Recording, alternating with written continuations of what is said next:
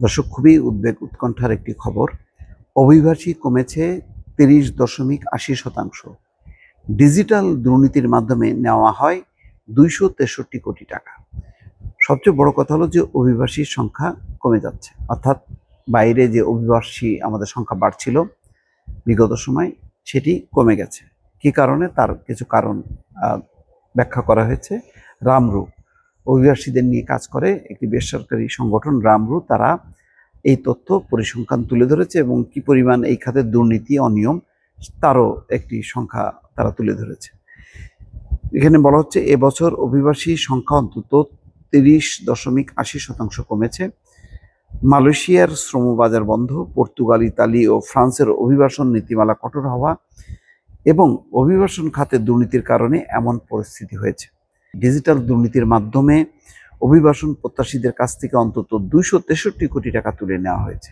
একদিকে অভিবাসী কমছে, অন্যদিকে ২৬৩ কোটি টাকা তুলে নেওয়া হয়েছে। কত বড় দুর্ভাগ্য! মরার উপরে খাড়ার ঘা। সবচেয়ে বড় কথা হলো অভিবাসী সংখ্যা কমে যাওয়া মানে কিন্তু আমাদের রেমিটেন্সের উপরে আঘাত। রেমিটেন্সের পরিমাণও কমে যাওয়া। যত বেশি অভিবাসী বিদেশে যাবে, বাংলাদেশিরা যত বেশি বিদেশ পাড়ি দেবে, তত বেশি কিন্তু বাংলাদেশের রেমিটেন্সটা সমৃদ্ধ হবে। যদিও এখন রেমিটেন্সের প্রবাহ বেড়েছে, বাংলাদেশের ডলার সংকটের কারণে সবাই ডলার পাঠাচ্ছে বাংলাদেশে।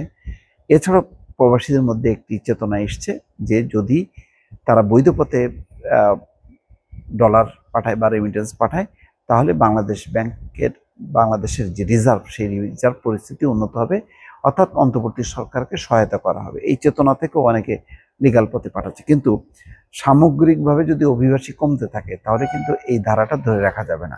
সেটাই হচ্ছে শঙ্কার বিষয়। শনিবার জাতীয় প্রেস ক্লাবে বাংলাদেশ হতে শ্রম ও অভিবাসনের গতি প্রকৃতি ২০২৪ অর্জন ও চ্যালেঞ্জ শীর্ষক সংবাদ সম্মেলনে এইসব তথ্য জানানো হয়। এর আয়োজন করে অভিবাসন খাতের বেসরকারি গবেষণা প্রতিষ্ঠান refugee and migratory research movements unit RMMRU.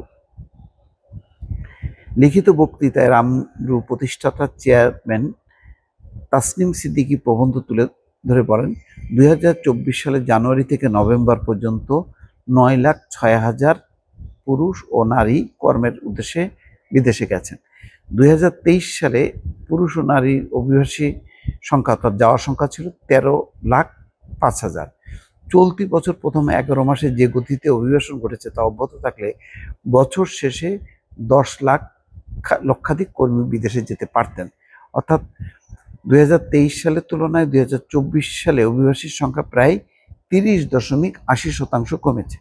এছাড়া নারী অভিবাসীর সংখ্যা কমেছে অন্যান্য বছরের তুলনায় ২২%।